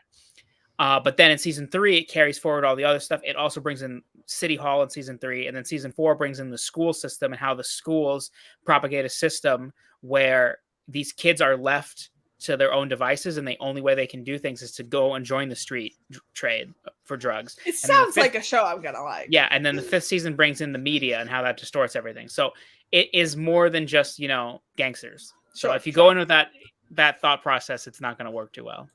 Alex, I have seen Lord of the Rings. I just was watching them with a group of friends who had already seen it, and they were talking the whole time, so I don't remember a lot of it. The other day, Alex lost his mind, and he sent us like 312 Lord of the Rings memes. He did. It was just like all these Lord of the Rings or like reels. Like, your feed just became only Lord of the Rings. I know, yeah. There was a bit of time, y'all are lucky, because there was a bit of time where my reels were all like cringe reels. Like it was just people being really cringy, but like so cringy it was uncomfortable to watch. And I saved you guys from it. I didn't send them to you. All my reels are one of two things. It's either rabbits being cute, or a lot of mine are now rabbits too. Yeah, or it's a booktuber I know just like being like, so I'm reading this book. It's okay so far. Yeah. It's got a plot, it's got characters. Thanks for watching. Literally. And I'm like, and I know why people do shorts. I'm like, reels are so hard. I tried doing them. I think short form media like that is so much harder than YouTube videos. It's so much work for like just the tiniest little crumb of content. Yeah. And then you have to get so many people to watch it before it's even like translating to subscribers of people who are going to continue to watch you. So it is very hard. It's so hard. I tried. I have like 6 reels. Did you hear Chris? Heard him getting mad. He said, "No way, fuck off." What I don't remember what I was saying. Oh yeah. I have like 6 reels, and all of them, I 4 of them I filmed in one day. One of them did though get like 150,000 views on it or something. Wow, we have a famous person on this. Yeah, I'm stream. famous. But yeah, other than that, they're so hard, and you never know which one will flop or not. Similar to YouTube, but. What's your favorite video that you have made so far? Probably a cop-out answer, but I love my Why You Should Read the Locked Tomb series video, because and also a video recently that flopped because it's full of spoilers, tweets about the Locked Tomb. Those ones, because that series is just so wild and I love it so much, filming content about it is just so fun, because it's like, it's just crazy. It's just like such a wild series. It's just really fun to film content for that series. But I also think like the most rewarding part of BookTube has really been the live shows. I feel like that's when, like, that's the most fun for me, is doing live shows. Yeah, I agree. It's where I have the most fun for sure. And that's part of why I did this. Yeah. Also, was going to say the Locked Tomb is very good. And Sarah Reeds, another person that I always say mean things about, but who I think is wonderful. She just finished Gideon the Ninth and she loved it. And she's about to start Harrow the Ninth. And I'm just like, Harrow the Ninth is a crazy book. And I just remember how utterly rudderless I was during that book. And I definitely am going to reread the whole series before Electo comes out, because now that I know what's going on, I might be able to. Well, Nona, you said you didn't really like because you had read it right after Harrow, right? Or you had read it at a bad partially. Time? Like, January was a rough month for me. I actually think Harrow kind of broke me for a month. Like, I don't think I should have read a book after that. Yeah. But it definitely, like, I think it was like late January, like early February. Basically, everything I read, I just wasn't connecting to. And now Nona was kind of. I do think more objectively, now that time has gone by, I had more problems with Nona. I don't imagine that it'll be my favorite of the 3. I think it'll be Harrow. Harrow's my favorite. But the end to Nona is really good. I just feel like that book should have been shorter. I feel like Nona, the good part of Nona is that we got a lot of answers. Not all of them, but we got a lot of like lore history. But I think I just like the characters in Harrow more than I do in Nona. But that series is for sure fire. Yeah, I love it so much. But back to what you were saying about how much you like making that content. I think that makes a lot of sense, because like, even if like, it's more niche tweets with spoilers, but it's just fun. I really want to do like a video of just like my favorite minor characters in A Song of Ice and Fire, and it'll just be me and Scott watching that video. But I will have a blast telling everybody why Balon Swan is awesome. Well, I remember like while we were reading Storm of Swords, you would be like, "Oh, but have you gotten to blah blah blah?" And I'm like, "Who?" I don't know who that is. There's too many characters. I don't know. Like, it's tough for me. Like, I know almost like, if you were like to tier list the characters in A Song of Ice and Fire, I know everybody down to like the last tier list. Like, the last tier list is like people who show up for one line. Yeah. When they're just listing like people on the wall, and or those people I don't know. But I know anybody who has more than a line of dialogue in the whole series. And so it's really hard for me to try and talk about like certain scenes and not overwhelm people with information, because I'm not trying to be like, look how much I know. I'm just trying to talk about the scene. Yeah, but I'm like, White Smile Watt is in that scene, and then Forley Prester's taking them all the way over to River Run. But with Forley Prester, you have Sir Thomas Seven Strings. He's there, and he's with the brother of because Davin Lannister and Jenna Lannister, they're there too. And then there's Emmon Frey, and people are like, what the hell are you talking about, Kyle? I'm talking about the people in this book you just read. And it makes sense because you love it. I feel like I'm the same way with the Locked Tomb, and people are like, you sound like a broken record. And I'm like, it's because it's so good. And like, it's one of those things where like, because I always joke how I can't remember plots of books that have stuck with me for a long time. It's like how I know I loved it, because I remember the plot and like I remember details of the plot. Because like most books, I remember the general plot. My memory's not that bad, but like there's certain books I remember details of even without a reread, and that's how I know I love it. And Locked Tomb, even though I had no idea. I have not, but we've talked about it briefly on a live stream. And I said, we don't need to have this conversation. No, like, listen, Jake is a gentleman. He's a gentleman's gentleman. And he doesn't say really anything bad about that book at all. Like, he doesn't trash it. He's just like, yeah, he's mostly that's like a very melancholy video because he's just like, I Yeah. really wanted this book to be good, but unfortunately, absolutely nothing about it is. It is a really divisive series. I see a lot of people with Gideon being middle of the road, because even for me, when I first read Gideon, it was kind of a middle of the road book for me. And then it was once I read Harrow and then reread Gideon that I like connected things. But I think Harrow, I've never seen a middle of the road Harrow read. I don't think ever. That's because that book is entirely predicated on the reveal. It really It is. like And the reveal like is done so well. yeah, I think the reveal's awesome. I think she sat down and she's like, I want this reveal to be like work. Like I want these people to just be utterly Mm-hmm. just adrift in the ocean without anything to grip for 75% of this book. Yeah. And I think she should have dialed it back. So that's why I didn't give that book 5 stars. Because Sure. I mean, we could have been less confusing than this. But the end of that book is spectacular. Yeah. And really makes the book better, in my opinion. Yeah. I'm still trying to push everyone to read it. I actually had a coworker who is one of my friends as well, I play D&D with, told another coworker about my YouTube channel while trying to tell them to read Gideon the Ninth. They were like, oh, actually, Jordan, she has a YouTube channel where she talks about Gideon the Ninth. So now like everyone at work knows about my YouTube channel. But now I'm trying to get everyone at work to read Gideon the Ninth. So I have no idea how you would feel about this series, I honestly Scott. have no idea. So here's the thing. I think Scott is going to hate it immediately. Because the beginning are the most edgy, crazy, like cringy jokes. Like the first 10% is literally just Harrow and Gideon insulting each other and like Generation Z lingo. Not in Gideon. Not in Harrow. Yeah, in Gideon it is. Yeah. And I just think immediately Scott would be like, yeah, I'm not interested in this. But if you actually get into the plot of Gideon, which doesn't start until like 15-20% in, I could see you liking it. I don't think it would become like a favorite. But that story is just so unique that I feel like it could work for you.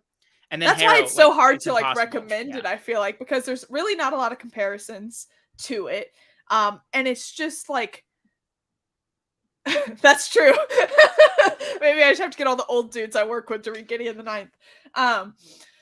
But yeah, I feel like it's such a niche section of the sci-fi fantasy genre that like it's so hard to recommend. Like I'm like with everyone I recommend it to, I'm like, I honestly don't know if you'll like it, but I want you to read it. So I remember you and Alex were reading it together and I was so scared. I was so nervous because we were like still kind of newish friends and I was like, they're gonna think I have bad reading taste if they don't like this. I loved I would just like Alex would get like a couple chapters ahead of me in Harrow. And then I would just see messages. He'd be like, I mean, these aren't spoilers. These are just like wild theories. This is how confusing this book is. Alex would be like, does Harrow even exist? Like, is Harrow dead? Like, he was like, what is happening? What is this book? Like, and that's just like, because you have no information about time, place, zone, anything going on in that book. No. And it's so good. And Ianthe is the baddest bitch, and I love her so much. She's so evil. I love her. Anyway, enough LockTube content. Go watch my channel for more LockTube content. Everybody has the thing where when somebody logs on, they'll just be talking about that. Yours is LockTube. Yeah, mine is LockTube. I think I've brought it up in every live stream I've ever been on. But your enthusiasm is infectious because I have seen a lot of people like give more attention to the series that I don't think would have otherwise. But it's because you like all the things they like, but you're also like also this series. So yeah, I know a few people, like a few subscribers that have messaged me and been like, I tried this because you read it and I love it. So it is why I do this. I love it. Makes me happy. Yes, I do this for power. So. I do this for power over everyone's TBRs. I want just anybody to listen to me about something. When Alan complains about how nobody reads the things that he recommends, I'm like, I get you, man. This has been my whole life struggle. That's why we make YouTube channels and nobody reads what we read. To get somebody to be like, hey, you're right. That was good. I went out with my family the other day, and my brother-in-law was like, oh yeah, we watched that show you recommended, Beef. It was amazing. I'm like, thank you. I told you. I wanted somebody to recognize I give good recommendations. So well, I was so nervous that I was still gonna not really like Storm of Swords when I read it, and so when I did like it, I was like, yes, I can tell Kyle I liked it. I wasn't nervous. That book speaks for itself. It was good. It was good. Yeah. I am nervous you won't like Feast for Crows, but that's fine. I remember liking it. I think it was Dance of Dragons I DNF'd. So Yeah, that's because you're a wild person. I don't know, like. But I think it was a timing thing. I think it was more than just the book. I'm gonna listen to that YouTube channel. David reads A Song of Ice and Fire. Yeah. I listened to like the first 2 chapters of Dance with Dragons, and he's so good. I'm like, oh, but it's only 2 times the speed, which I ain't about, son. I gave Feast for Crows first time I read it 4 stars. So okay, that's acceptable. And that was I finished that February 16th, 2019. So that's not bad. Yeah. Yes. No, Pete. No, that is not what I want. I don't want this to be misconstrued. I'm actually serious here. I want people to think that I'm good at recommendations, which is not the same thing as thinking that my taste get what you're is saying, good. Yeah. I know, but I want there to be no misconstruction because sometimes, like, I don't tell everybody I know to go read Sanderson because some people aren't going to like Sanderson. Like my dad would see how big those books are, and he'd be like, "What are you doing to me?" My dad watched 35 seconds of Hotel Transylvania, and he said, "This guy's accent is too weird," and he turned it off. Hotel Transylvania is a movie masterpiece. I know, but listen, I specifically told him that he would like that movie. I was like, "You will like this movie," and he watched 35 seconds of it. He's like, "This guy's voice," and then this motherfucker, he literally calls me 2 or 3 years later. Forgot I recommended it to him. He's like, I was just watching this movie, Hotel Transylvania. It is so good.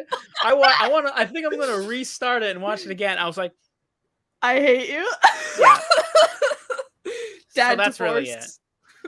That's really the thing. It's my dad. I've never seen a person make split-second decisions. He watched the first Fast and the Furious movie for like 5 minutes. And he's like, I don't like the way that Paul Walker looks. I feel like he's a douche. I don't like this series, and I don't like Paul Walker. And I'm like, what? And he's there, and they're like changing gears, and he's just like, I'll shift you. And I was just like, nope. I'm like, nobody says that in the entire movie for sure. And he's just like, well, they were thinking it. I'm like, what? Chris doesn't make any sense. Loves those movies. So like that's his comfort movie. He watches those whenever he's having a bad day. They're his favorite. I've never seen any of them. Oh, Jordan. They're ridiculous. You don't understand. I know. I still have to watch Jurassic Park. Yeah, I mean, I'm not saying put this at the top of your list. I'm just saying the next time he's watching one, don't leave the room. Just they're crazy. They're insane. Vin Diesel literally punches, like he like pulls a beam and the whole building collapses. Like that's insane. That's why I like it. Like I vividly remember watching that in the newest one, and he's just like, punching some people that have armor on, whatever. Of course. And then he just pulls a beam and the whole building falls down on him. I'm like, of course. Of course it does. There's no physics in these movies.